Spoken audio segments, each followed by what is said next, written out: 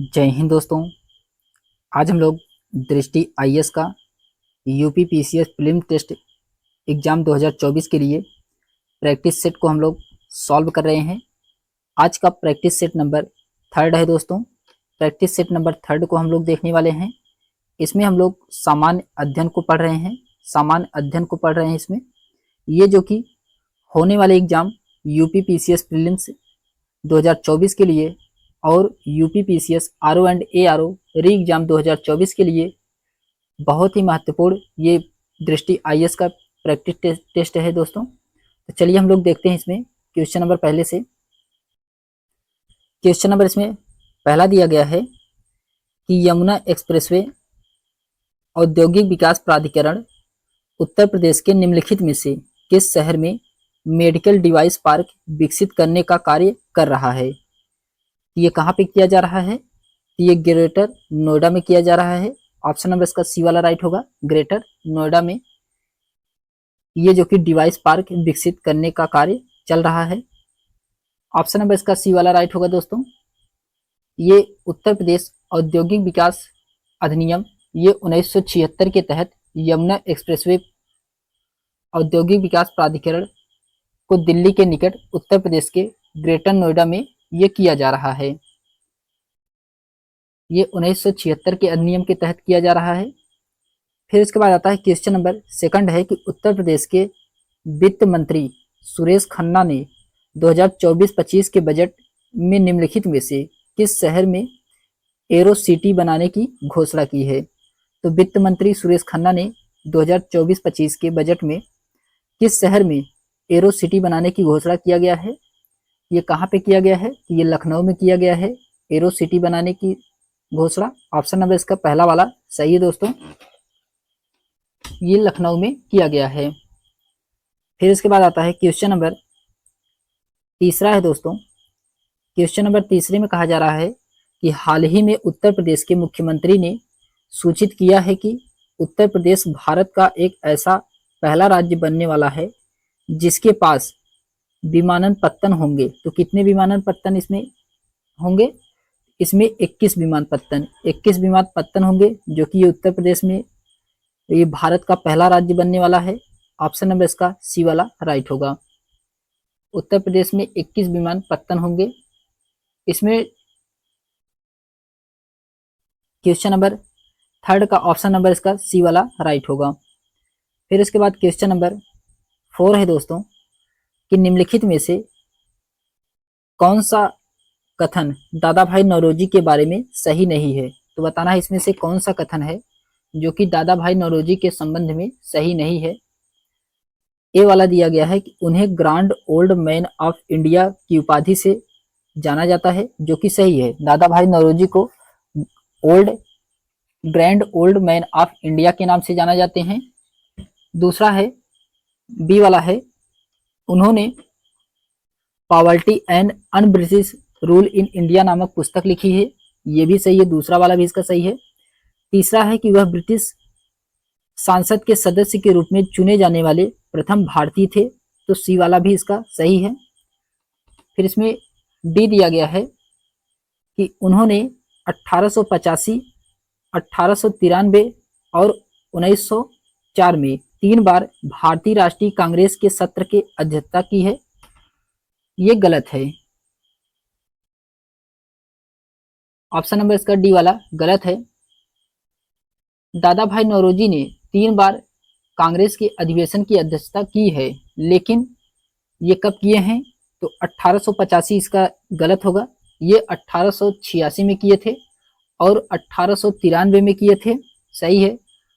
और 1906 में किए थे, 1906 में किए थे, 1893 में किए थे और 1886 में किए थे। फिर इसके बाद आता है इसका राइट आंसर क्या होगा? इसका राइट आंसर होगा ऑप्शन नंबर इसका डी वाला राइट होगा दोस्तों। फिर क्वेश्चन नंबर 5वां है दोस्तों कि भारतीय रिजर्व बैंक आरबीआई के द्वारा वित्तीय वर्ष 2022-23 के लिए निर्गत पंचायती राज संस्थाओं के वित्त रिपोर्ट के अनुसार निम्नलिखित में से किस राज्य की पंचायतों का अपने संबंधित राज्य के स्वयं के राजस्व में सबसे अधिक राजस्व का हिस्सा है? ये किस राज्य का है? ये है उत्तर प्रदेश का। उत्तर प्रदेश का ऑप्शन नंबर इसका डी वाला राइट होगा, उत्तर प्रदेश का है इसमें। फिर इसके बाद क्वेश्चन नंबर 6 है दोस्तों कि सोलर सिटी परियोजना के तहत उत्तर प्रदेश का कौन सा शहर पहला सोलर सिटी होगा? तो उत्तर प्रदेश सोलर सिटी परियोजना के तहत उत्तर प्रदेश का कौन सा शहर पहला सोलर सिटी होगा? तो कौन सा शहर होगा? उस शहर का नाम है अयोध्या। अयोध्या ऑप्शन नंबर इसका पहला वाला राइट होगा, अयोध्या नाम है। अयोध्या में पहला सोलर सिटी होगा जो कि उत्तर प्रदेश का। फिर उसके बाद आता है क्वेश्चन नंबर 7वां है दोस्तों। क्वेश्चन नंबर 7 में कहा जा रहा है कि हाल ही में पहले स्किल इंडिया सेंटर SIC का उद्घाटन किस शहर में किया गया है? तो पहले स्किल इंडिया सेंटर का उद्घाटन ये कहाँ पे किया गया है? ये किया गया है संबलपुर उड़ीसा में। संबलपुर उड़ीसा में किया गया है। ऑप्शन नंबर इसका सी वाला राइट होगा दोस्तों, संबलपुर के उड़ीसा में किया गया है। फिर इसके बाद क्वेश्चन नंबर 8वां है दोस्तों कि हाल ही में प्रधानमंत्री ने किस शहर में कल्की धाम मंदिर की आधारशिला रखी है? तो कौन से शहर में कल्की धाम मंदिर की आधारशिला रखा गया है? ये रखा गया है संभल में। संभल में रखा गया है। ऑप्शन नंबर इसका पहला वाला राइट होगा दोस्तों, संभल में रखा गया है।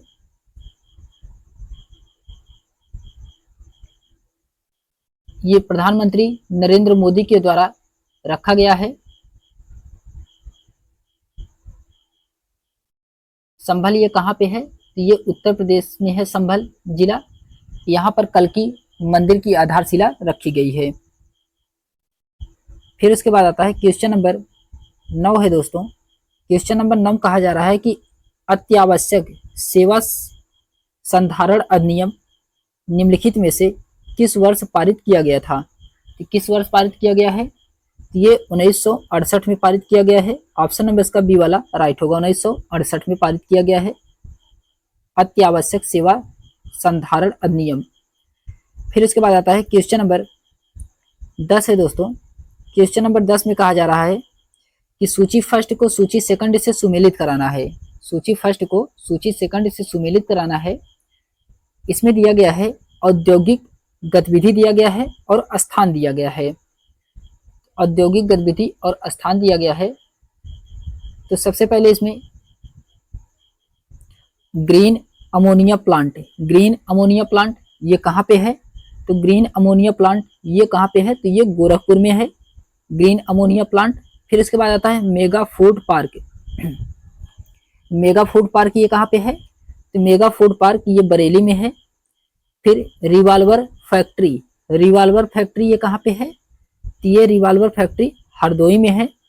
फिर परफ्यूम पार्क, परफ्यूम पार्क के नाम से कन्नौज को जाना जाता है। इसका राइट आंसर क्या होगा दोस्तों? ए का चौथा है, बी का पहला, सी का तीसरा और डी का दूसरा इसमें सही है। ऑप्शन नंबर इसका बी वाला राइट होगा। ऑप्शन नंबर इसका बी वाला राइट होगा दोस्तों।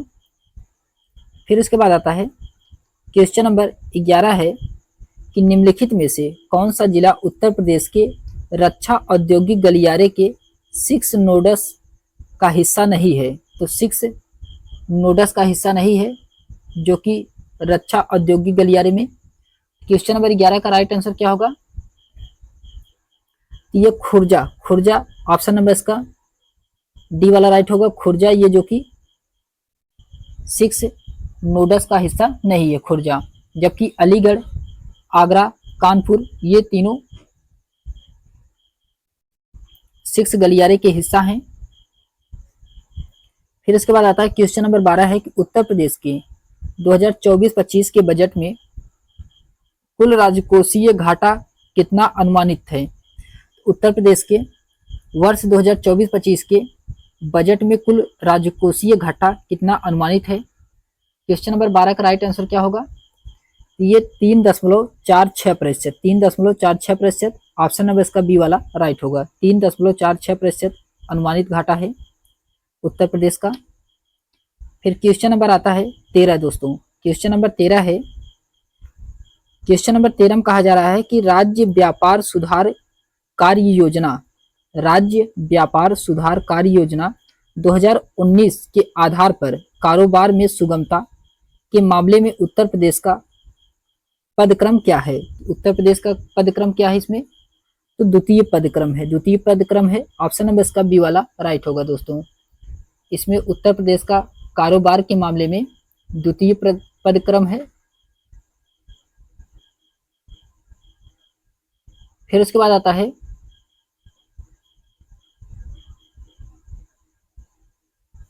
आंध्र प्रदेश इस क्रम में सबसे शीर्ष पर है। आंध्र प्रदेश है, उसके बाद सबसे फर्स्ट पे कौन है? तो आंध्र प्रदेश है।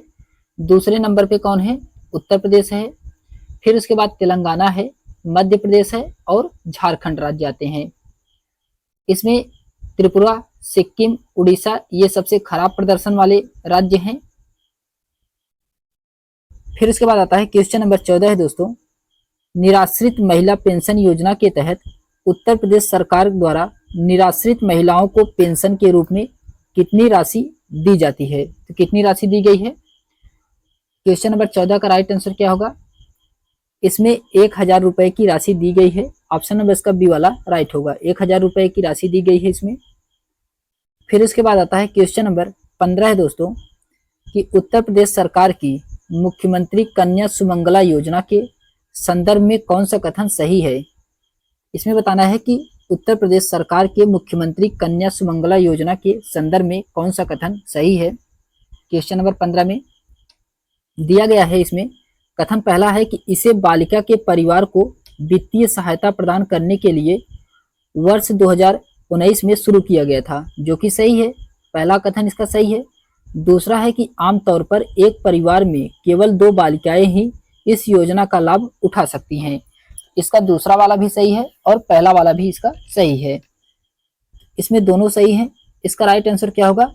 ऑप्शन नंबर इसका बी वाला राइट होगा दोस्तों। पहला दूसरा इसमें दोनों सही है। फिर इसके बाद आता है क्वेश्चन नंबर 16 है दोस्तों। क्वेश्चन नंबर 16 में कहा जा रहा है कि प्रधानमंत्री जनधन योजना के संदर्भ में कौन सा कथन सही है। तो प्रधानमंत्री जनधन योजना के संदर्भ में बताना है कौन सा कथन सही है। इसमें पहला दिया गया है कि वित्तीय समावेशन के उद्देश्य से इस योजना की शुरुआत वर्ष 2014 में की गई थी। तो दूसरा वाला इसका, पहला वाला इसका सही है। पहला इसका सही है, ये वर्ष 2014 में शुरू किया गया था। फिर उसके बाद आता है दूसरा है कि इस योजना के तहत खाता धारकों में उत्तर प्रदेश दूसरे स्थान पे है।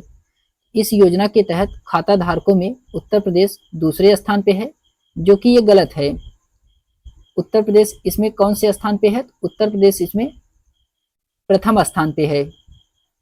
प्रधानमंत्री जनधन योजना में उत्तर प्रदेश का पहला स्थान है, ये दूसरे स्थान पे नहीं है। इसका ऑप्शन नंबर इसका सेकंड वाला गलत है। इसका राइट आंसर क्या होगा? केवल इसमें पहला वाला सही है। ऑप्शन नंबर इसका सी वाला राइट होगा, केवल इसमें पहला वाला सही है। फिर इसके बाद आता है क्वेश्चन नंबर 17 है दोस्तों। क्वेश्चन नंबर 17 में कहा जा रहा है कि वित्त मंत्री सुरेश खन्ना ने राज्य विधानसभा में वित्तीय वर्ष 2024-25 के लिए निम्नलिखित में से किस राशि का रिकॉर्ड बजट पेश किया है? तो कितने राशि का बजट पेश किया गया है? तो ये 7.46 लाख करोड़ रुपए का बजट पेश किया गया है। ऑप्शन नंबर इसका पहला वाला राइट होगा। 7.46 लाख करोड़ रुपए का बजट इसमें पेश किया गया है। ये जो कि वित्त मंत्री कौन है? तो सुरेश खन्ना है वित्त मंत्री। पिछली बार बजट कितना था? तो पिछले बार बजट कितना था, इसको कमेंट करके आप लोग बताइए कि पिछले बार बजट कितना था। फिर उसके बाद आता है क्वेश्चन नंबर 18 है दोस्तों। क्वेश्चन नंबर 18 में कहा जा रहा है कि उत्तर प्रदेश में वीट स्टॉल का मतलब होता है कि हस्तशिल्प उत्पादन उत्तर प्रदेश के निम्नलिखित जिलों में से किसकी एक विशेषता है? तो किसकी इसमें विशेषता है? इसका राइट आंसर होगा बहराइच, जो कि हस्तशिल्प के लिए फेमस है बहराइच। ऑप्शन नंबर इसका पहला वाला सही है दोस्तों। वीट स्टॉल हस्तशिल्प उत्पादन के लिए बहराइच फेमस है।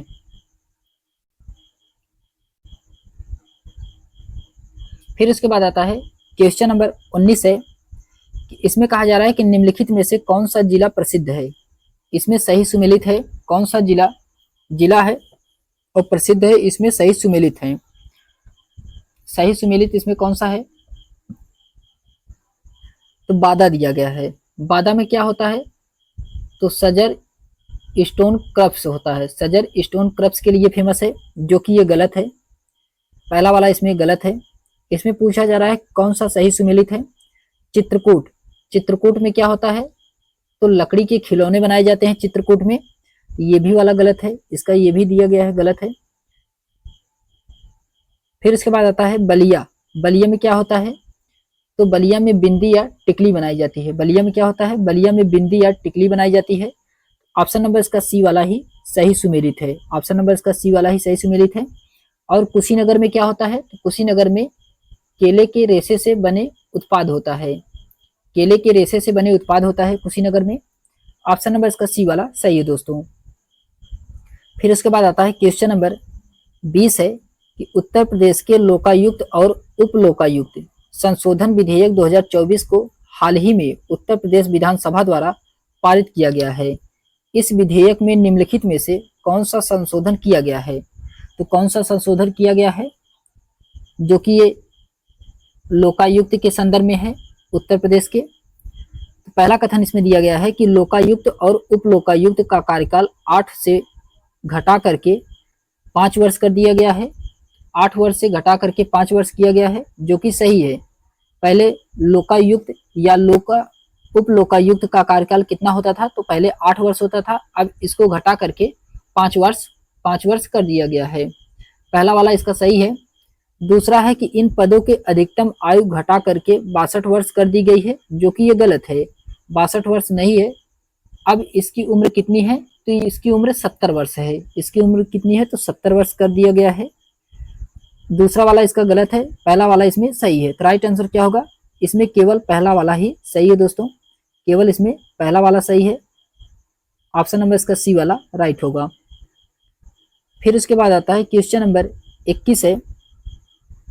क्वेश्चन नंबर 21 है कि वर्ष 1833 के चार्टर अधिनियम के संदर्भ में निम्नलिखित में से कौन सा कथन सही है। तो पहला कथन दिया गया है कि इसने भारत के साथ व्यापार पर कंपनी के एकाधिकार को समाप्त कर दिया। क्वेश्चन नंबर 21 का जो कि ये पहला वाला कथन इसका गलत है। दूसरा है कि इसने प्रेसिडेंसियों को विधि निर्माण की शक्ति से वंचित कर दिया तथा विधायी शक्तियों को गवर्नर जनरल और उसकी परिषद को सौंप दिया गया। इसका दूसरा वाला सही है, इसका दूसरा वाला सही है, जबकि पहला वाला गलत है। ये 1833 के चार्टर अधिनियम के संदर्भ में बताना है। इसका क्वेश्चन नंबर 21 का राइट आंसर होगा केवल इसमें दूसरा वाला ही सही है, केवल दूसरा वाला सही है। ऑप्शन नंबर इसका बी वाला राइट होगा। फिर इसके बाद आता है क्वेश्चन नंबर 22 है दोस्तों। 22 में कहा जा रहा है कि वर्ष 1922 में असहयोग आंदोलन के अचानक समाप्त होने के कारण कौन सी घटना घटी थी। तो वर्ष 1922 में असहयोग आंदोलन के अचानक समाप्त होने पे कौन सी घटना घटी थी, तो ये चौरी चौरा की घटना घटी थी। चौरी चौरा की घटना जो कि 5 फरवरी 1922 को घटी थी। ऑप्शन नंबर इसका पहला वाला सही है दोस्तों, ऑप्शन नंबर इसका पहला वाला सही है।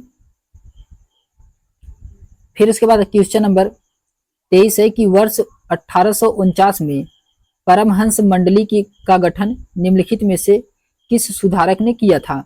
तो परमहंस मंडली का गठन 1849 में किसके सुधार से किया गया था, तो ये किया गया था दादोबा पांडुरंग के द्वारा, दादोबा पांडुरंग के द्वारा किया गया था। ऑप्शन नंबर इसका डी वाला राइट होगा। फिर उसके बाद क्वेश्चन नंबर 24 है कि निम्नलिखित में से कौन सा संगठन वर्ष 1930 में चटगांव शस्त्रागार पर छापे के लिए जिम्मेदार था। तो कौन सा संगठन था जो चटगांव में शस्त्रागार पे छापे के लिए जिम्मेदार था, ये कौन सा संगठन था। इस संगठन का नाम था Indian Republican army, Indian Republican army था। ऑप्शन नंबर इसका बी वाला सही है।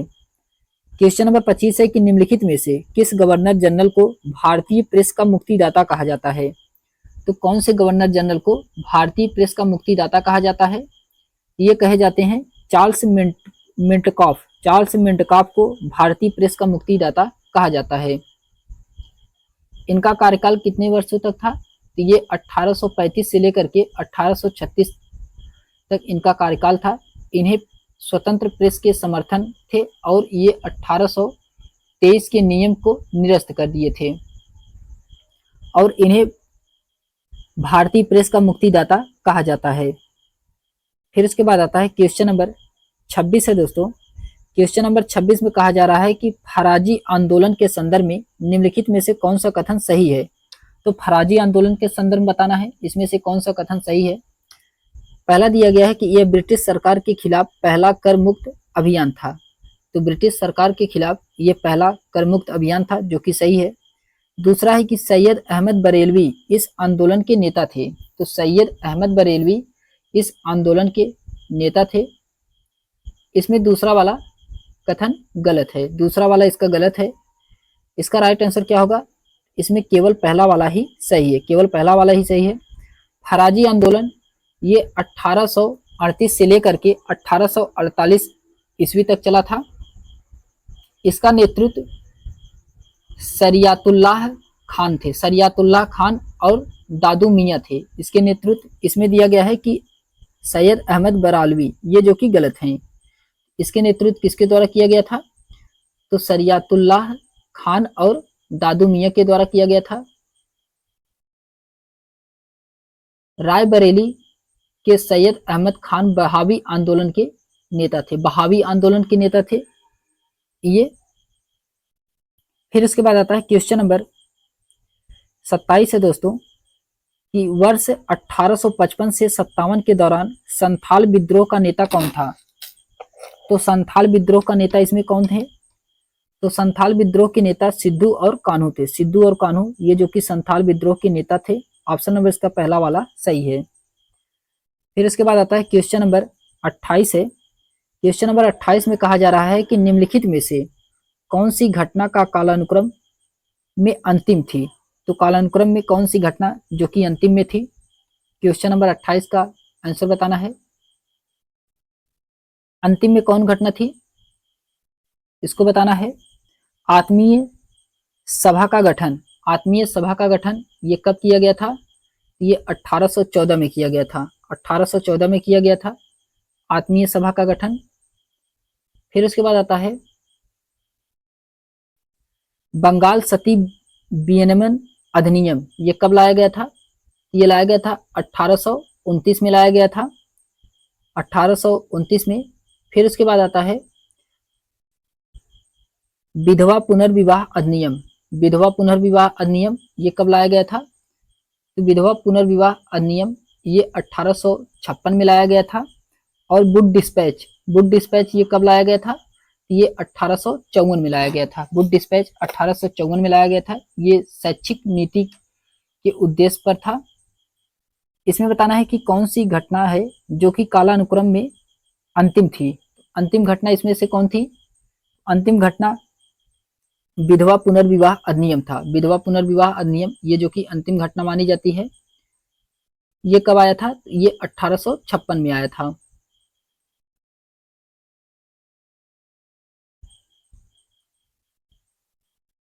इसका राइट आंसर क्या होगा, ऑप्शन नंबर इसका सी वाला राइट होगा। ऑप्शन नंबर इसका सी वाला सही है। फिर इसके बाद आता है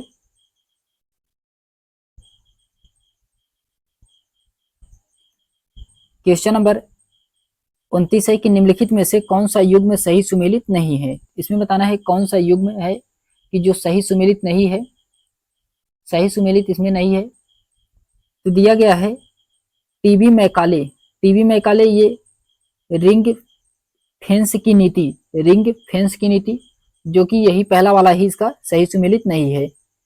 तो टीबी मैकाले के द्वारा क्या किया गया था, इनके द्वारा अंग्रेजी शिक्षा का पुरजोर वकालत की गई थी, अंग्रेजी शिक्षा का पुरजोर वकालत की गई थी। इसे ही अधोगामी निष्पादन का सिद्धांत भी इन्हीं के द्वारा दिया गया था। ये रिंग फेंस नीति, ये रिंग फेंस की नीति ये किसके द्वारा चलाया गया था, ये वारेन हेस्टिंग के द्वारा चलाया गया था। इसका आंसर क्या होगा, इसका पहला वाला ही यही सही सुमेलित नहीं है। जबकि लॉर्ड वेलेजली, वेलेजली की सहायक संधि है ये सही है। लॉर्ड डलहौजी का व्यक्तिगत सिद्धांत है ये भी सही है। लॉर्ड कॉर्नवालिस अस्थायी बंदोबस्त है ये भी सही है इसमें। तो राइट आंसर क्या होगा, ऑप्शन नंबर इसका पहला वाला राइट होगा दोस्तों। फिर उसके बाद आता है क्वेश्चन नंबर 30 है कि कोल विद्रोह 1831 से लेकर के 1832 का सही भौगोलिक स्थान क्या था। तो कोल विद्रोह का स्थान बताना है, इसमें से क्या था। तो कोल विद्रोह का स्थान था पूर्वी भारत में। पूर्वी भारत में कोल विद्रोह चलाया गया था। ऑप्शन नंबर इसका सी वाला राइट होगा। क्वेश्चन नंबर 30 का ऑप्शन नंबर सी वाला राइट होगा। ये पूर्वी भारत में चलाया गया था। छोटा नागपुर के क्षेत्र के सिंह भूमि क्षेत्र में रहने वाले कोलों के द्वारा ये चलाया गया था। फिर इसके बाद आता है क्वेश्चन नंबर 31 है कि निम्नलिखित में से कौन पारसी भाषा के समाचार पत्र मिरात उल अखबार से संबंध थे। तो मिरात उल अखबार से इसमें से कौन से संबंध थे।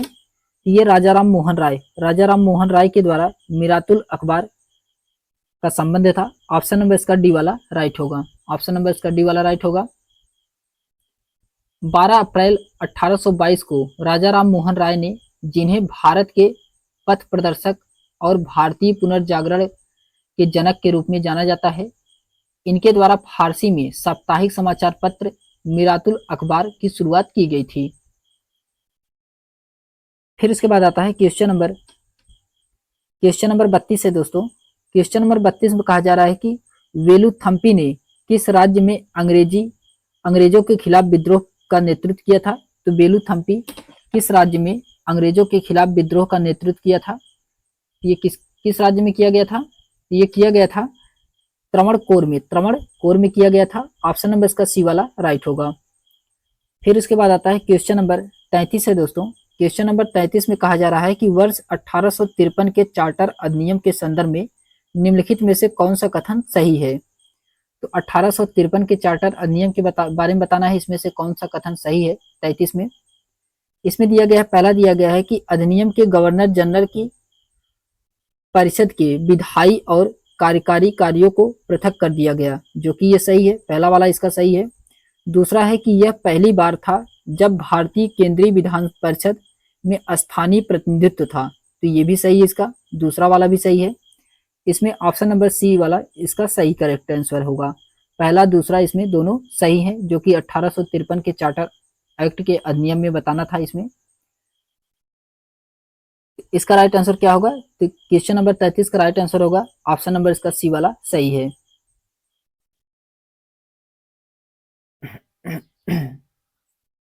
क्वेश्चन नंबर इसमें 34 है कि निम्नलिखित में से कौन सी घटना कालानुक्रमित क्रम में पहली थी। तो कौन सी घटना है जो कालानुक्रमित क्रम में पहली है। इसका राइट आंसर होगा प्रथम आंग्ल डच युद्ध। ये जो कि 1652 से लेकर के 1654 ईस्वी के बीच लड़ा गया था। इसका राइट आंसर होगा ऑप्शन नंबर बी वाला इसका राइट आंसर होगा। इसमें गुडविन सैंड क्षेत्र में ये लड़ा गया था, प्रथम आंग्ल डच युद्ध। और दूसरा युद्ध 1665 से लेकर के 1667 में लड़ा गया था, और तीसरा 1672 में, और चौथा 1770 में लेकर के 1773 में लड़ा गया था। फिर उसके बाद आता है क्वेश्चन नंबर 35 है कि निम्नलिखित में से किस व्यक्ति ने द इंडियन एसोसिएशन की स्थापना की थी। तो द इंडियन एसोसिएशन की स्थापना किसके द्वारा किया गया है। यह किया गया है सुरेंद्र नाथ बनर्जी के द्वारा द इंडियन एसोसिएशन की स्थापना किया गया है। सुरेंद्र नाथ बनर्जी, इसकी स्थापना 1876 ईस्वी में सुरेंद्र नाथ बनर्जी और आनंद मोहन बोस के द्वारा कोलकाता में किया गया था। फिर इसके बाद आता है क्वेश्चन नंबर 36 है दोस्तों। 36 में कहा जा रहा है कि निम्नलिखित में से किस व्यक्ति ने 1857 के विद्रोह के लिए कहा कि विद्रोह विशुद्ध रूप से एक सैन्य विद्रोह था, न कि ब्रिटिश शासन को उखाड़ फेंकने का षड्यंत्र। ये किसके द्वारा कहा गया था। ये कहा गया था सर जॉन लॉरेंस के द्वारा कहा गया था। ऑप्शन नंबर इसका डी वाला राइट होगा दोस्तों। सर जॉन लॉरेंस के द्वारा कहा गया था कि विद्रोह विशुद्ध रूप से एक सैन्य विद्रोह था, न कि ब्रिटिश शासन को उखाड़ फेंकने का षड्यंत्र था। और इसमें कुछ महत्वपूर्ण विद्रोह दिए गए हैं। ये वीर सावरकर के द्वारा कहा गया था कि ये प्रथम भारतीय स्वतंत्रता संग्राम है। वीर सावरकर के द्वारा प्रथम भारतीय स्वतंत्रता संग्राम कहा गया था। और एस एन सेन के द्वारा कहा गया था। ये 1857 का विद्रोह भारतीय स्वतंत्रता संघर्ष का हिस्सा था। तो भारतीय स्वतंत्रता संघर्ष का हिस्सा था, एस एन सेन के द्वारा कहा गया है। और आरसी मजूमदार के द्वारा कहा गया है कि ये वर्ष 1857 में वर्ष 1857 से पहले कि विद्रोह चाहे नागरिक या सैन्य हो, अलग अलग घटनाओं की एक श्रृंखला थी, जो कि अंततः 1857 के महान विद्रोह का परिणाम में परिणित हुआ था। फिर उसके बाद आता है क्वेश्चन नंबर 37 है। क्वेश्चन नंबर 37 में सूची फर्स्ट को सूची सेकंड से सुमेलित कराना है। क्वेश्चन नंबर 37 में इसमें दिया गया है सूची फर्स्ट और सूची सेकंड। कुंवर सिंह ये कहाँ के थे? कुंवर सिंह ये बिहार के थे। कुंवर सिंह बेगम हजरत महल कहाँ की थी? तो बेगम हजरत महल ये लखनऊ की थी। बेगम हजरत महल लखनऊ की। फिर नाना साहब ये कहाँ के थे? तो नाना साहब कानपुर के थे। और फिर वक्त खान कहाँ के थे? तो ये वक्त खान कहाँ के थे? तो दिल्ली के थे। वक्त खान दिल्ली के थे। इसका राइट आंसर क्या होगा? पहले का तीसरा है, बी का चौथा है, सी का दूसरा है और डी का पहला है। ऑप्शन नंबर इसका सी वाला राइट होगा। ऑप्शन नंबर इसका सी वाला सही है दोस्तों। फिर उसके बाद आता है क्वेश्चन नंबर 38 है कि निम्नलिखित में से कौन सा 1857 के विद्रोह का तत्कालीन कारण था? तो 1857 के विद्रोह का इसमें से कौन सा तत्कालीन कारण था? इसमें दिया गया है ए है कि व्यक्तिगत का सिद्धांत, जिसके कारण रियासतों को ब्रिटिश साम्राज्य में मिलाया गया, जो कि ये गलत है। वर्ष 1833 में एक नई बागान प्रणाली के परिणाम स्वरूप भारतीय किसानों की दुर्दशा हुई, तो ये भी इसमें गलत है। फिर उसके बाद आता है सी वाला है कि प्राच्य शिक्षा के स्थान पर पश्चिमी शिक्षा और संस्कृति की शुरुआत की गई थी, ये भी गलत है। नई शुरू की गई एनफील्ड राइफल में ग्रीस कारतूस का उपयोग किया गया था, यही जो कि सही है। 1857 के विद्रोह का यही तत्कालीन कारण माना जाता है। फिर उसके बाद आता है 1857 के तत्कालीन विद्रोह मंगल पांडे के द्वारा किया गया था, जो कि आरंभिक घटना ये 29 मार्च 1857 को बैरकपुर में शुरू हुआ था इस विद्रोह को। और ये मंगल पांडे के द्वारा 34वीं बंगाल नेटिव इन्फेंट्री से संबंधित थी। फिर क्वेश्चन नंबर 39 है दोस्तों कि निम्नलिखित में से कौन सा इसमें राज्य दिया गया है और विलय वर्ष दिया गया है, सही सुमेलित है। इसमें कौन सा सही सुमेलित है? तो पहला वाला सतारा ये कब विलय हुआ था इसका? तो सतारा का विलय 1848 में हुआ था। सतारा का विलय कब हुआ था? तो ये 1848 में हुआ था। 1848 में इसका पहला वाला ही राइट आंसर होगा, यही सही सुमेलित है। यही सही सुमेलित है। जबकि संबलपुर 1850 में हुआ था। संबलपुर का विलय सही है। संबलपुर का विलय 1850 में हुआ था। और उदयपुर का 1852 में हुआ था, ये भी सही है। और झांसी का 1854 में हुआ था, तो ये भी इसमें सही है। ऑप्शन नंबर पहला वाला ही ये, जो कि ये गलत है। ऑप्शन नंबर इसका पहला वाला ही सही है। ये 1848 होना चाहिए, 1856 दिया गया है इसमें।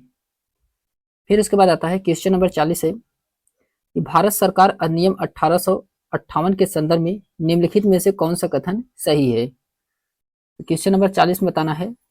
पहला कथन दिया गया है कि भारत पर अधिकार सेक्रेटरी ऑफ इंडिया द्वारा एक परिषद द्वारा सहायता प्राप्त किया जाता है था, जो कि इसका पहला वाला सही है।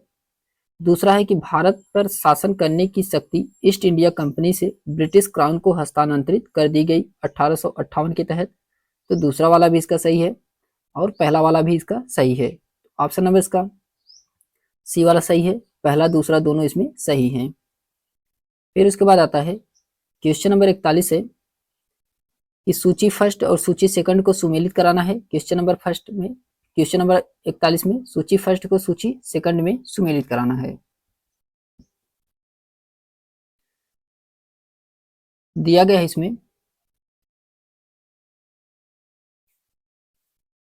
क्वेश्चन नंबर 41 है कि सूची फर्स्ट को सूची सेकंड से सुमेलित कराना है। क्वेश्चन नंबर 41 में इसमें दिया गया है लाइसेंसिंग अधिनियम। लाइसेंसिंग अधिनियम कब लाया गया था? तो ये 1857 में लाया गया था। प्रेस और पुस्तक रजिस्ट्रीकरण अधिनियम, प्रेस और पुस्तक रजिस्ट्रीकरण अधिनियम ये 1867 में लाया गया था। 1867 में लाया गया था। फिर वर्नाकुलर प्रेस अधिनियम, वर्नाकुलर प्रेस अधिनियम ये कब लाया गया था? ये 1878 में लाया गया था वर्नाकुलर प्रेस अधिनियम।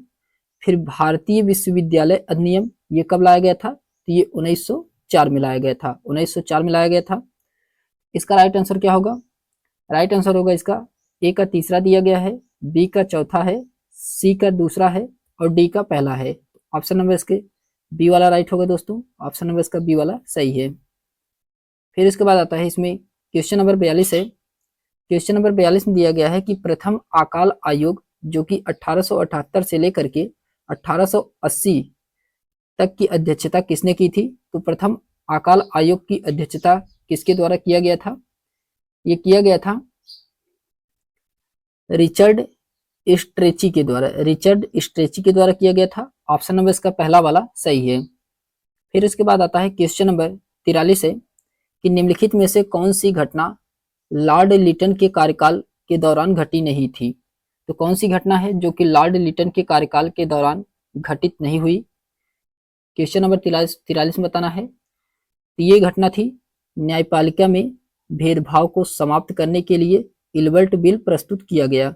ऑप्शन नंबर इसका सी वाला राइट होगा। न्यायपालिका में भेदभाव को समाप्त करने के लिए इल्बर्ट बिल प्रस्तुत किया गया, ये जो कि लॉर्ड लिटन के कार्यकाल में घटना घटित नहीं हुई थी। जबकि लॉर्ड लिटन के कार्यकाल में संपूर्ण ब्रिटिश भारत एक ही नमक के अधीन था, जो कि सही था। संविधिक सिविल सेवा केवल भारतीयों के लिए स्थापित की गई थी, तो ये भी सही है। अंग्रेजों ने अफगानिस्तान के शासक याकूब खान के साथ गंडकम में संधि की थी, तो ये भी सही है। ऑप्शन नंबर इसका सी वाला ही गलत है, यही राइट होगा। फिर उसके बाद आता है क्वेश्चन नंबर 44 है। 44 में कहा जा रहा है कि लॉर्ड रिपन के संदर्भ में निम्नलिखित में से कौन सा कथन सत्य है? तो कौन सा कथन इसमें सही है? क्वेश्चन नंबर 44 में पहला कथन दिया गया है कि उनके कार्यकाल के दौरान भारत में शैक्षिक प्रणाली के कामकाज की समीक्षा करने के लिए हंटर आयोग की स्थापना की गई थी। तो हंटर आयोग की स्थापना की गई थी, जो कि ये सही है। दूसरा वाला है कि वह मैसूर का नियंत्रण और उसके हिंदू शासक को वापस करने के लिए जिम्मेदार था, तो दूसरा वाला भी इसका सही है। पहला वाला भी सही, इसका दूसरा वाला भी सही है। तो ऑप्शन नंबर इसका सी वाला राइट होगा दोस्तों। पहला दूसरा इसमें दोनों सही है। फिर उसके बाद आता है क्वेश्चन नंबर 45 है कि वर्ष 1902 में नियुक्ति फ्रेजर आयोग किससे संबंधित था? तो 1902 में नियुक्ति फ्रेजर आयोग ये किससे संबंधित है? ये संबंधित है पुलिस सुधार अधिनियम से संबंधित है। पुलिस सुधार अधिनियम से संबंधित है। ऑप्शन नंबर इसका पहला वाला सही है दोस्तों। ऑप्शन नंबर इसका पहला वाला सही है।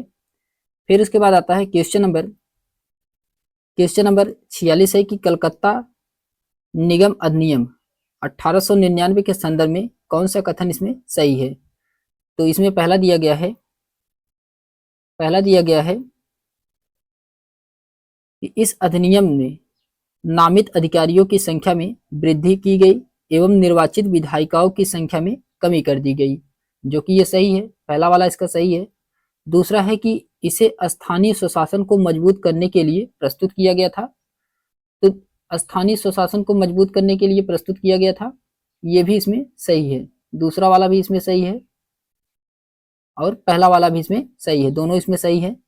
पहला वाला दूसरा वाला दोनों इसमें सही है। इसका राइट आंसर क्या होगा? इसका राइट आंसर होगा ऑप्शन नंबर सी, इसका राइट आंसर होगा। पहला दूसरा इसमें दोनों सही है।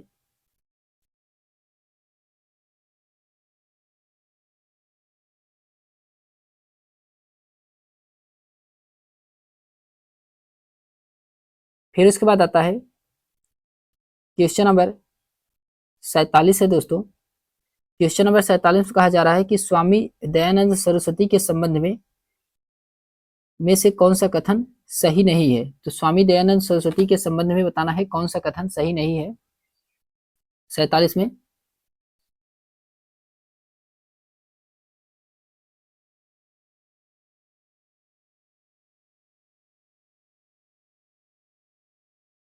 तो स्वामी दयानंद सरस्वती के संबंध में बताना है कौन सा कथन सही नहीं है क्वेश्चन नंबर 47 में।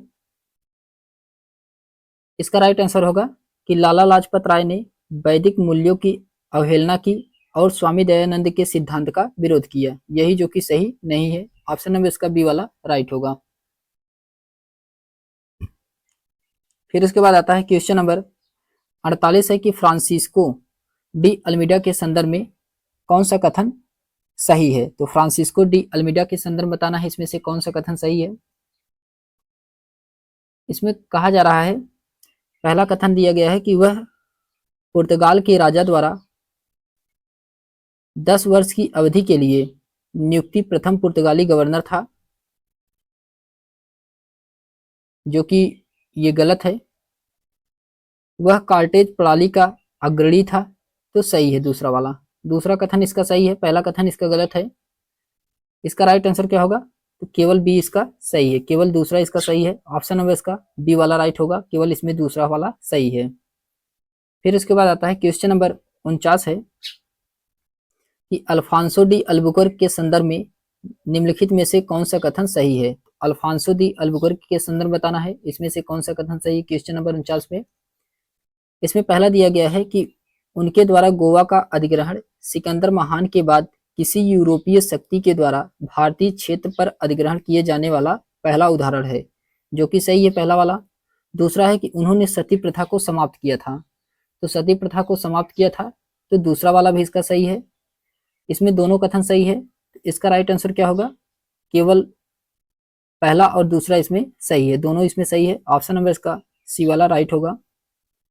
फिर उसके बाद आता है क्वेश्चन नंबर 50 है दोस्तों। क्वेश्चन नंबर 50 में कहा जा रहा है कि ईस्ट इंडिया कंपनी के संदर्भ में कौन सा कथन सही है। ईस्ट इंडिया कंपनी के संदर्भ बताना है इसमें से कौन सा कथन सही है। इसमें दिया गया है, पहला कथन दिया गया है कि गोलकुंडा के सुल्तान द्वारा ईस्ट इंडिया कंपनी को जारी किया गया फरमान सुनहरा फरमान के रूप में जाना जाता है, जो कि ये सही है। गोलकुंडा के सुल्तान के द्वारा ईस्ट इंडिया कंपनी को जारी किया गया जो फरमान था वह सुनहरा फरमान के नाम से भी जाना जाता है, तो पहला वाला इसका कथन सही है। दूसरा वाला है कि फर्रुखसियर ईस्ट इंडिया के द्वारा कंपनी को जारी फरमान को कंपनी का मेगना कार्टा कहा गया है, तो ये भी सही है, दूसरा वाला भी सही है, पहला वाला भी इसमें सही है। ऑप्शन नंबर इसका सी वाला राइट होगा, पहला दूसरा इसमें दोनों सही हैं। फिर उसके बाद आता है क्वेश्चन नंबर 51 है कि निम्नलिखित घटनाओं पर विचार कीजिए और उन्हें कालानुक्रमित व्यवस्थित कीजिए। तो कौन सा घटना सबसे पहले आई थी उसको कालानुक्रम में व्यवस्थित करना है इसमें क्वेश्चन नंबर 51 में। तो सबसे पहले क्या आया था, सबसे पहले अंबूर का युद्ध। अंबूर का युद्ध कब लड़ा गया था। अंबूर का युद्ध ये मुजफ्फरपुर के चादा साहब और फ्रांसीसियों के बीच संयुक्त सेना के द्वारा लड़ा गया था 1749 ईस्वी में। अंबूर की लड़ाई, इसे बेल्लूर की लड़ाई भी कहते हैं, ये बेल्लूर के पास था इसीलिए इसे बेल्लूर की लड़ाई कहते हैं। इसमें अनवरुद्दीन को पराजित किया गया था और उसे मार डाला गया था। तो ये कब लड़ा गया था, तो 1749 में लड़ा गया था, ये पहले नंबर पे आएगा। तीसरा वाला पहले नंबर पे आएगा।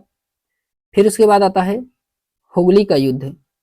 हुगली का युद्ध कब लड़ा गया था, तो हुगली का युद्ध ये 25 नवंबर 1759 ईस्वी को लड़ा गया था। 25 नवंबर 1759 ईस्वी को लड़ा गया था, ये कब दूसरे नंबर पे आएगा।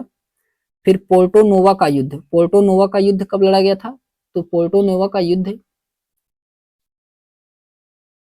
ये लड़ा गया था 1781 में। 1781 में पोर्टो नोवा का युद्ध लड़ा गया था।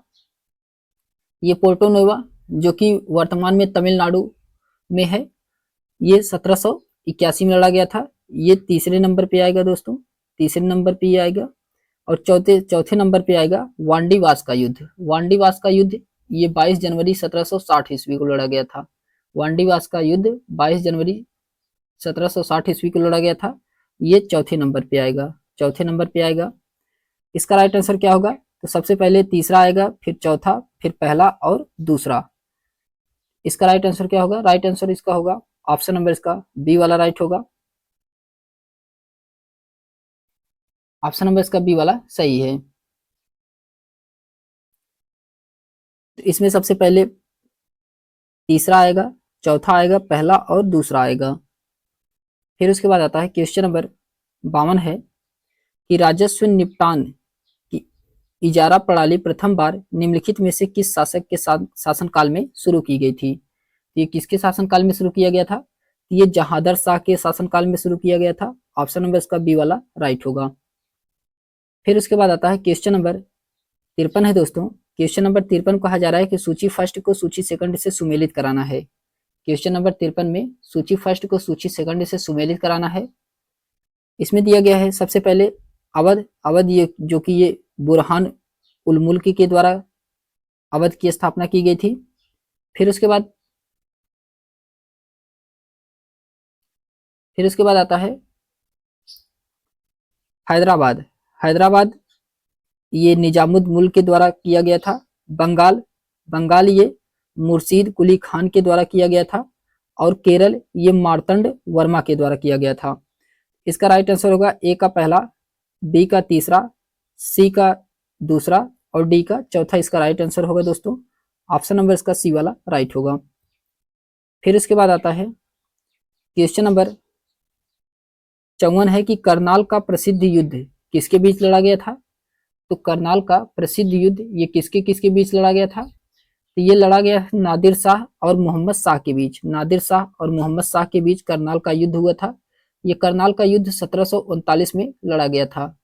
करनाल का युद्ध 1739 में लड़ा गया था और ये नादिर शाह और मोहम्मद शाह के बीच में लड़ा गया था।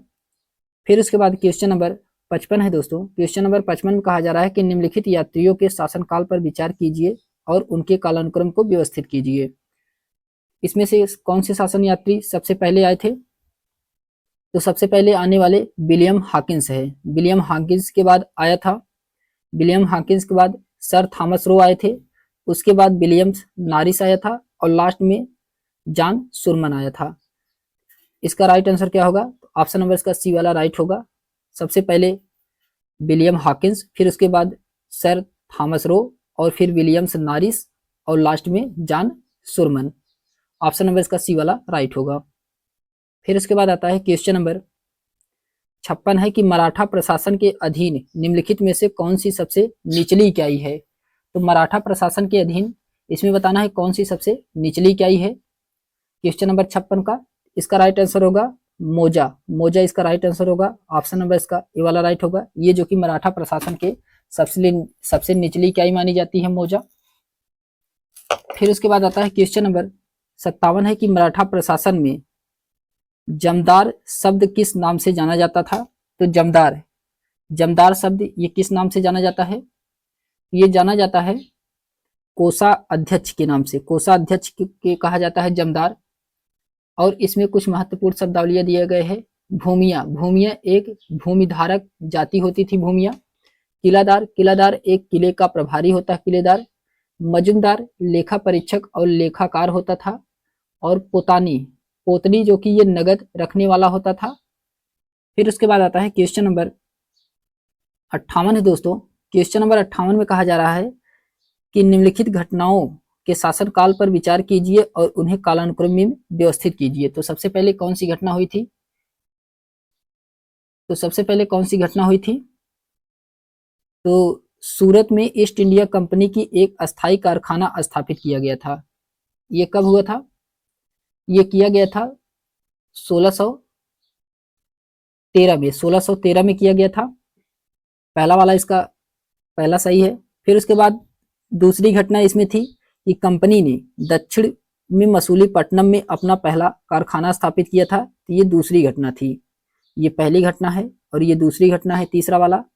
और फिर तीसरी घटना है कि कंपनी ने पूर्ववर्ती भारत में बालासोर में अपना पहला कारखाना स्थापित किया था। तो ये तीसरी घटना है। फिर चौथी घटना है ब्रिटिश राजा चार्ल्स द्वितीय को दहेज के रूप में बॉम्बे दे दिया गया था। तो ये चौथी घटना है। इसका राइट आंसर क्या होगा? तीसरा, पहला, तीसरा, दूसरा और चौथा इसका राइट आंसर होगा।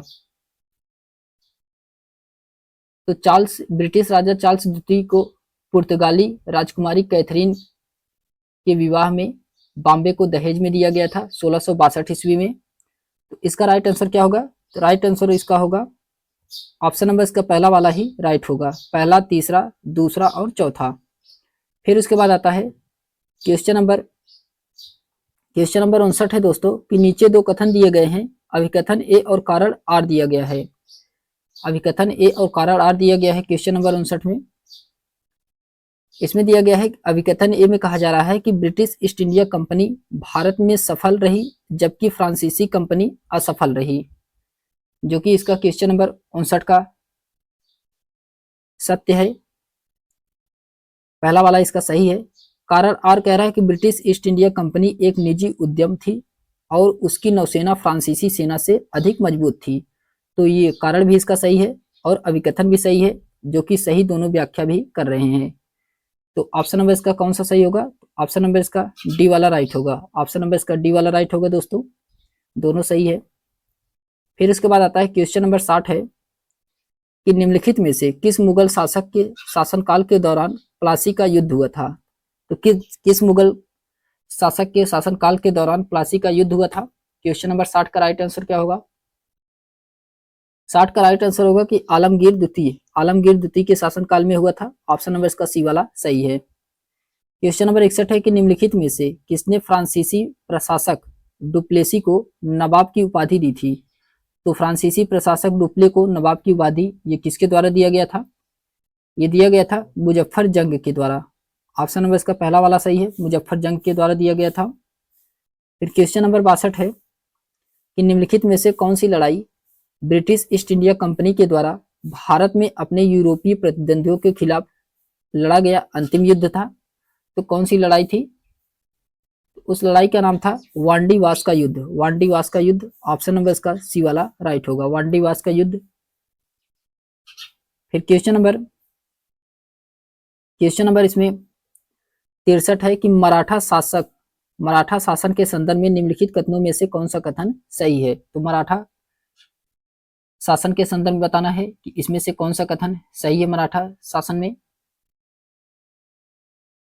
तो इसमें पहला कथन दिया गया है कि अष्टप्रधान को उनकी सेवाओं के बदले में जागीर दी जाती थी, जो कि गलत है, पहला वाला ये गलत है, जागीर नहीं दी जाती थी, ऑप्शन नंबर इसका पहला वाला ही गलत है। दूसरा वाला क्या कह रहा है कि अष्टप्रधान के सभी अधिकारियों से अपेक्षा की जाती थी कि वे राज्य के द्वारा आवश्यकता पड़ने पर सैन्य अभियानों में भाग ले, इसका दूसरा वाला भी सही नहीं है, इसका दूसरा वाला भी सही नहीं है। इसमें क्योंकि इसमें जो पंडित राव थे और न्यायाधीश, इनको छोड़ करके और सभी सैनिकों अभियानों में भाग लेने की उम्मीद की जाती थी, जबकि इसमें पंडित राव और न्यायाधीश को छोड़ करके सभी लोग भाग लेते थे। इसमें कह रहा है कि सभी अधिकारियों को नहीं, कुछ अधिकारियों को छोड़ करके भाग लिया जाता था। इसका दूसरा वाला भी कथन गलत है। इसका राइट आंसर क्या होगा? इसमें न तो पहला ही सही है और न ही दूसरा सही है, इसमें न तो पहला सही है न तो दूसरा सही है, ऑप्शन नंबर इसका डी वाला राइट होगा। फिर उसके बाद आता है क्वेश्चन नंबर 64 है। क्वेश्चन नंबर 64 में कहा जा रहा है कि निम्नलिखित में से कौन सा राजदूत औरंगजेब के द्वारा दक्कन में शिवाजी के प्रभाव को दबाने और कुचलने के लिए नहीं भेजा गया था? तो कौन सा था? क्वेश्चन नंबर 64 का राइट आंसर क्या होगा? ये अफजल खान था, ऑप्शन नंबर इसका बी वाला राइट होगा, अफजल खान। फिर उसके बाद आता है क्वेश्चन नंबर 65 है। क्वेश्चन नंबर 65 है दोस्तों कि निम्नलिखित में से किसने क्रिप्स मिशन के प्रस्ताव एक पोस्ट डेटेड चेक के रूप में वर्णित किया है? किसके द्वारा कहा गया है कि क्रिप्स मिशन जो प्रस्ताव था वह एक पोस्ट डेटेड चेक के रूप में वर्णित किया गया है? क्वेश्चन नंबर 65 में ये कहा गया था महात्मा गांधी के द्वारा कहा गया था, ऑप्शन नंबर इसका सी वाला राइट होगा, महात्मा गांधी के द्वारा कहा गया था। फिर उसके बाद क्वेश्चन नंबर 66 है कि स्वदेशी आंदोलन के दौरान निम्नलिखित में से किसने स्वदेश गीतांजलि लिखी थी? तो गीतांजलि ये किसके द्वारा लिखा गया था? तो गीतांजलि ये सुब्रमण्यम भारती के द्वारा लिखा गया है। गीतांजलि ऑप्शन नंबर इसका बी वाला राइट होगा, सुब्रमण्यम भारती के द्वारा लिखा गया है। फिर उसके बाद आता है क्वेश्चन नंबर 67 है कि भारतीय इतिहास के संदर्भ में 1909 के भारत परिषद अधिनियम के संबंध में बताना है कौन सा कथन सही है। क्वेश्चन नंबर 67 में इसमें दिया गया है कि डॉक्टर सच्चिदानंद सिन्हा को वायसराय कार्यकारिणी परिषद में पहले भारतीय के रूप में नियुक्त किया गया था। तो पहले भारतीय के रूप में इन्हें नियुक्त किया गया था, जो कि ये सही नहीं है, ये सही नहीं है पहला वाला। फिर उसके बाद आता है दूसरा है कि प्रस्ताव पारित करने और प्रश्न पूछने के लिए विधायकों की शक्तियां बढ़ाई गई और संपूर्ण बजट मतदान योग्य बनाया गया है। इसका दूसरा वाला भी गलत है, पहला वाला भी गलत है इसमें, दूसरा वाला भी गलत है इसमें।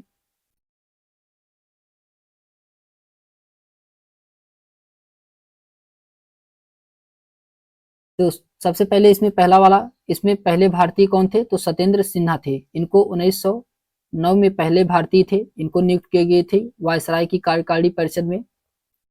ये सच्चिदानंद सिन्हा को नहीं किया गया था, सत्येंद्र सिन्हा को किया गया था। इसका राइट आंसर क्या होगा? ऑप्शन नंबर इसका डी वाला राइट होगा, न तो पहला और न ही दूसरा। फिर इसके बाद आता है क्वेश्चन नंबर 68 है दोस्तों कि भारतीय राष्ट्रीय कांग्रेस के निम्नलिखित में से किस सत्र के दौरान अखिल भारतीय युवा कांग्रेस अस्तित्व में आई थी? तो कब अस्तित्व में आया था?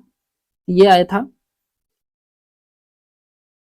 कलकत्ता अधिवेशन 1928 में। कलकत्ता अधिवेशन 1928 में भारतीय राष्ट्रीय कांग्रेस के युवा अस्तित्व में आए थे। ऑप्शन नंबर इसका बी वाला राइट होगा। फिर उसके बाद आता है क्वेश्चन नंबर 69 है कि निम्नलिखित नेताओं में से किसने गांधी जी के हिंसक आंदोलन का विरोध करने के लिए भारत सेवा संघ का आयोजन किया था? ये किसके द्वारा किया गया था? ये क्वेश्चन नंबर 69 का राइट आंसर होगा पुलिन दास के द्वारा, पुलिन दास के द्वारा किया गया था। ऑप्शन नंबर इसका सी वाला राइट होगा। भारत सेवक संघ का आयोजन ये पुलिन दास के द्वारा किया गया था। फिर इसके बाद आता है क्वेश्चन नंबर 70 है कि निम्नलिखित में से कौन सा संगठन बर्रा डकैती के लिए जिम्मेदार था? तो बर्रा डकैती के लिए कौन सा संगठन जो है जिम्मेदार है? ये है अनुशीलन समिति। अनुशीलन समिति ऑप्शन नंबर इसका बी वाला राइट होगा, अनुशीलन समिति। फिर क्वेश्चन नंबर 71 है दोस्तों कि निम्नलिखित में से किस अधिनियम के द्वारा भारत में पहली बार महिलाओं को सीमित मताधिकार की व्यवस्था की गई थी? तो महिलाओं में सीमित मताधिकार की व्यवस्था किस अधिनियम के द्वारा किया गया था? क्वेश्चन नंबर 71 का राइट आंसर क्या होगा? इसका राइट आंसर होगा कि मॉन्टेग्यू चेम्सफोर्ड सुधार अधिनियम 1919 के तहत किया गया था। ऑप्शन नंबर इसका बी वाला राइट होगा, मॉन्टेग्यू चेम्सफोर्ड सुधार अधिनियम 1919 के तहत किया गया था। फिर उसके बाद आता है क्वेश्चन नंबर 72 है दोस्तों कि वी.ओ. चिदम्बरम पिल्लई के संदर्भ में निम्नलिखित में से कौन सा कथन सही है? वी.ओ. चिदम्बरम पिल्लई के संदर्भ बताना है, इसमें से कौन सा कथन सही है? क्वेश्चन नंबर 72 में इसमें दिया गया है, पहला कथन है कि उन्होंने मद्रास प्रांत में स्वदेशी टीम नेविगेशन कंपनी की स्थापना की थी, जो कि ये सही है, पहला वाला सही है। दूसरा है कि उन्होंने अन्य वकीलों के साथ मिलकर के स्वदेशी संगम का गठन किया था, तो ये भी इसमें सही है, दूसरा वाला भी सही है। इसका राइट आंसर होगा पहला दूसरा, इसमें दोनों ही सही हैं। ऑप्शन नंबर इसका सी वाला राइट होगा। फिर उसके बाद आता है क्वेश्चन नंबर 73 है दोस्तों कि ब्रिटिश भारत में स्वशासन को बढ़ावा देने के लिए भारतीय छात्रों के लिए एक केंद्र के रूप में लंदन में इंडिया होम रूल सोसाइटी की स्थापना ये किसके द्वारा किया गया था? ये किया गया था श्यामाजी कृष्ण वर्मा के द्वारा, श्यामाजी कृष्ण वर्मा के द्वारा किया गया था। ऑप्शन नंबर इसका बी वाला सही है। फिर इसके बाद आता है क्वेश्चन नंबर 74 है कि निम्नलिखित में से कौन सी घटना कालानुक्रम के अनुसार सबसे अंतिम में थी? तो कौन सी घटना कालानुक्रम के अनुसार सबसे अंतिम में थी? तो होम रूल लीग आंदोलन, होम रूल लीग आंदोलन ये सबसे अंतिम की घटना है, होम रूल लीग आंदोलन। इसको एनी बेसेंट के द्वारा और बाल गंगाधर तिलक के द्वारा 1916 ईस्वी में चलाया गया था। ये जो कि सबसे अंतिम घटना है। ऑप्शन नंबर इसका डी वाला राइट होगा दोस्तों। फिर इसके बाद आता है क्वेश्चन नंबर 75 है कि निम्नलिखित में से किस अधिनियम को गांधी ने काला अधिनियम कहा। तो गांधी के द्वारा कौन से अधिनियम को काला अधिनियम कहा गया है। ये कहा गया है अराजक और क्रांतिकारी अपराध अधिनियम 1919 को। इसको गांधी के द्वारा काला अधिनियम कहा गया है। ऑप्शन नंबर इसका डी वाला राइट होगा। फिर उसके बाद आता है क्वेश्चन नंबर 76 है कि बक्सर का युद्ध के संदर्भ में निम्नलिखित में से कौन सा कथन सही है। तो बक्सर के युद्ध के संदर्भ बताना है, इसमें से कौन सा कथन सही है। तो पहला दिया गया है कि यह ब्रिटिश ईस्ट इंडिया कंपनी और मीर कासिम सुजाउद्दौला और शाह आलम द्वितीय की संयुक्त सेनाओं के बीच लड़ा गया था बक्सर का युद्ध, जो कि सही है, पहला वाला सही है। इलाहाबाद की संधि 1675 में हस्तांतरित किए गए थे, जो कि ये गलत है, ये 1665 में किया गया था इलाहाबाद की संधि, ये 1675 नहीं होगा। तो इसका पहला वाला सही है, दूसरा वाला इसका गलत है, तो केवल इसमें पहला वाला ही सही होगा। ऑप्शन नंबर इसका पहला वाला सही है दोस्तों। फिर उसके बाद आता है क्वेश्चन नंबर 77 है कि निम्नलिखित में से किसने कुशल आक्रमणीयता की नीति आरंभ की थी। तो कुशल आक्रमणीयता की नीति किसके द्वारा आरंभ किया गया था। ये आरंभ किया गया था जॉन लॉरेंस के द्वारा, जॉन लॉरेंस के द्वारा किया गया था। ऑप्शन नंबर इसका डी वाला राइट होगा। फिर उसके बाद आता है क्वेश्चन नंबर 78 है कि ब्लैक होल त्रासदी निम्नलिखित में से किस शासक से जुड़ी है। तो ब्लैक होल त्रासदी ये किस शासक से जुड़ा है। ये सुजाउद्दौला से जुड़ा है, सुजाउद्दौला से। ऑप्शन नंबर इसका सी वाला राइट होगा, सुजाउद्दौला से जुड़ा है। फिर इसके बाद आता है क्वेश्चन नंबर 79 है दोस्तों कि निम्नलिखित में से कौन सी घटना का कालानुक्रम में अंतिम में थी। तो कालानुक्रम में कौन सी घटना सबसे लास्ट में थी क्वेश्चन नंबर 79 में। तो कार्नवालिस संहिता की शुरुआत, कार्नवालिस संहिता की शुरुआत ये जो कि लास्ट में है आती है। इसमें कार्नवालिस संहिता की शुरुआत ये 1793 ईस्वी में हुआ था, 1793 ईस्वी में हुआ था। ये सबसे लास्ट में आता है, सबसे अंतिम की घटना है। ऑप्शन नंबर इसका डी वाला राइट होगा। ये सबसे लास्ट की घटना है, 1793 में इसका शुरुआत की गई थी। फिर उसके बाद आता है क्वेश्चन नंबर 80 है दोस्तों। क्वेश्चन नंबर 80 में कहा जा रहा है कि वर्ष 1781 में गोरखपुर, बस्ती, बहराइच में नागरिक विद्रोह का मुख्य कारण क्या था। तो वर्ष 1781 में गोरखपुर, बस्ती, बहराइच में नागरिक विद्रोह का मुख्य कारण क्या था। क्वेश्चन नंबर 80 का राइट आंसर क्या होगा। इसका राइट आंसर होगा मेजर अलेक्जेंडर हेने के द्वारा अत्यधिक राजस्व मांग और उत्पीड़न करना। ये जो कि ऑप्शन नंबर इसका बी वाला राइट होगा। क्वेश्चन नंबर 80 का ऑप्शन नंबर इसका बी वाला सही है। फिर इसके बाद आता है क्वेश्चन नंबर 81 है कि सन्यासी विद्रोह के संदर्भ में निम्नलिखित कथनों में से कौन सा कथन सही है। तो सन्यासी विद्रोह के संदर्भ बताना है, इसमें से कौन सा कथन सही है क्वेश्चन नंबर 81 में। इसका राइट आंसर क्या होगा कि विद्रोह 1770 में एक विनाशकारी अकाल और कठोर ब्रिटिश आर्थिक नीतियों के कारण आरंभ हुआ था, जो कि ये सही है, पहला वाला इसका सही है। फिर इसके बाद आता है क्वेश्चन नंबर 82 है कि हाल ही में निम्नलिखित में से किस राज्य ने विश्व की पहली मेलेनिस्टिक टाइगर सफारी का अनावरण किया है। ये किसके द्वारा किया गया है। क्वेश्चन नंबर 82 का राइट आंसर इसमें क्या होगा। तो इसमें उड़ीसा के द्वारा शुरू किया गया है, उड़ीसा के द्वारा शुरू किया गया है। ऑप्शन नंबर इसका बी वाला सही होगा। फिर उसके बाद आता है क्वेश्चन नंबर 83 है कि निम्नलिखित में से किसके द्वारा भारत में जलवायु अनुकूलन कृषि खाद्य प्रणाली को आगे बढ़ाने के लिए एक निवेश मंच आरंभ किया गया था। ये किसके द्वारा किया गया है। ये किया गया है नीति आयोग के द्वारा, कृषि और किसान कल्याण मंत्रालय के द्वारा किया गया है, खाद्य और कृषि संगठन के द्वारा, यानी कि इन तीनों के द्वारा शुरू किया गया है। ऑप्शन नंबर इसका डी वाला राइट होगा, उपरोक्त में से सभी के द्वारा शुरू किया गया है। फिर इसके बाद आता है क्वेश्चन नंबर 84 है कि हाल ही में निम्नलिखित में से कौन भारतीय सेना की प्रथम महिला सूबेदार बनी है। तो कौन भारतीय सेना के प्रथम महिला सूबेदार बनाई गई हैं। तो ये प्रीति रजक को बनाई गई है, प्रीति रजक को। ऑप्शन नंबर इसका सी वाला राइट होगा, प्रीति रजक को बनाई गई है। आज के लिए बस इतना ही दोस्तों। अगर ये वीडियो आपको पसंद आए तो लाइक शेयर सब्सक्राइब अवश्य करें। इसके आगे हम लोग नेक्स्ट वीडियो में देखने वाले हैं। फिलहाल आज के लिए बस इतना ही। धन्यवाद।